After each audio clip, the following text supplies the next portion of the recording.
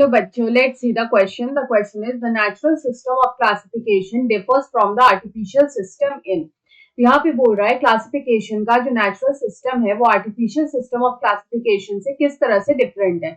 Option 1 is taking only one floral trait. Option 2 is employing the vegetative trait. Option 3 is developing evolutionary trends.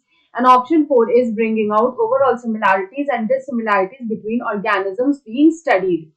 यहाँ पे सबसे पहले देखेंगे इस क्वेश्चन का की कंसेप्ट. यहाँ पे अगर हम लोग बात करें अबाउट की कंसेप्ट की, तो यहाँ पे हम लोग जो दोनों तरह का जो क्लासिफिकेशन सिस्टम है यानी कि जो आर्टिफिशियल सिस्टम है एंड द नेचुरल सिस्टम है उसके बारे में हम लोग यहाँ पे बात करेंगे. तो यहाँ पे नेचुरल सिस्टम ऑफ क्लासिफिकेशन किसने दिया था? तो यहाँ पे जो नेचुरल सिस्टम ऑफ क्लासिफिकेशन है it was given by two botanist. इसको दिया था टू बोटैनिस्ट ने and they are named as Bentham and Hooker. इसलिए इस क्लासिफिकेशन सिस्टम को Bentham and Hooker classification system भी कहा जाता है. तो यहाँ पे जो नेचुरल सिस्टम ऑफ क्लासिफिकेशन है हम लोग बोल सकते हैं that it was given bye Bentham and Hooker.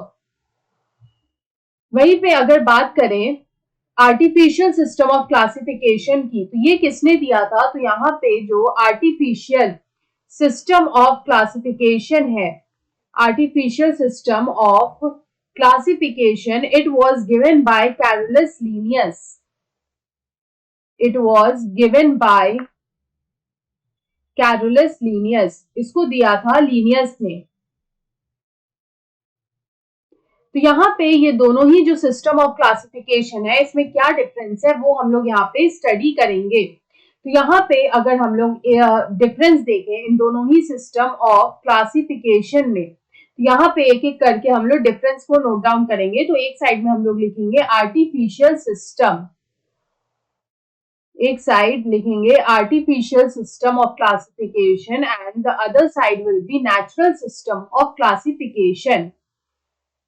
तो यहाँ पे दोनों ही क्लासिफिकेशन सिस्टम में क्या डिफरेंस था? तो फर्स्ट जो आर्टिफिशियल सिस्टम था it was based on only one or two characters. It was based on only one or few characters. ये सिर्फ एक या कुछ कैरेक्टर्स पे ही बेस्ड था. लेकिन अगर हम लोग नेचुरल सिस्टम ऑफ क्लासिफिकेशन की बात करें तो ये बेस्ड था on a number of, it was based on many number of characters या फिर ऑन मेनी कैरेक्टर्स. तो यहाँ पे कई सारे कैरेक्टर्स थे जिनको कंसिडर किया गया था.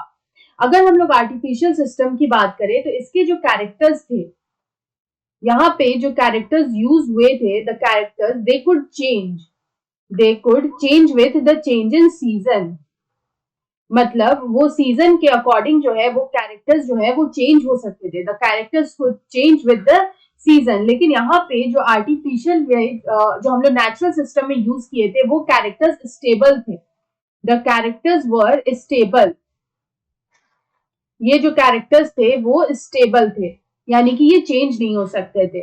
उसके बाद अगर हम लोग यहाँ पे थर्ड देखें तो हम लोग बोल सकते हैं कि यहाँ पे जो आर्टिफिशियल सिस्टम था it was based on morphological traits.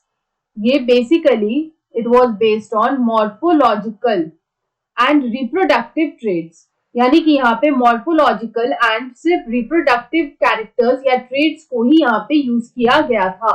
लेकिन अगर हम लोग यहाँ पे नेचुरल सिस्टम ऑफ क्लासिफिकेशन की बात करें तो यहाँ पे मॉर्फोलॉजी यानी कि external characters along with anatomy मतलब इंटरनल कैरेक्टर्स, उसके अलावा साइटोलॉजी यानी कि cell biology, molecular biology, genetics and evolution को भी यूज किया गया था. एंड इवोल्यूशनरी ट्रेट्स जो है उनको भी यहाँ पे यूज किया गया था. तो यहाँ पे ये कुछ डिफरेंसेस थे जो कि between artificial and natural system of classification में देखने को मिले थे. तो यहाँ पे हमसे यही पूछा है कि जो नेचुरल सिस्टम ऑफ क्लासिफिकेशन है it differs from the artificial system because, तो यहाँ पे ऑप्शन 4 में दे रखा है bringing out overall similarity and dissimilarity between the organisms being studied. तो यहाँ पे क्योंकि ज्यादा कैरेक्टर्स को यहाँ पे दिया गया था इसलिए यहाँ पे जो ओवरऑल सिमिलैरिटी और डिफरेंसेस है वो यहाँ पे बेटर स्टडी किया गया.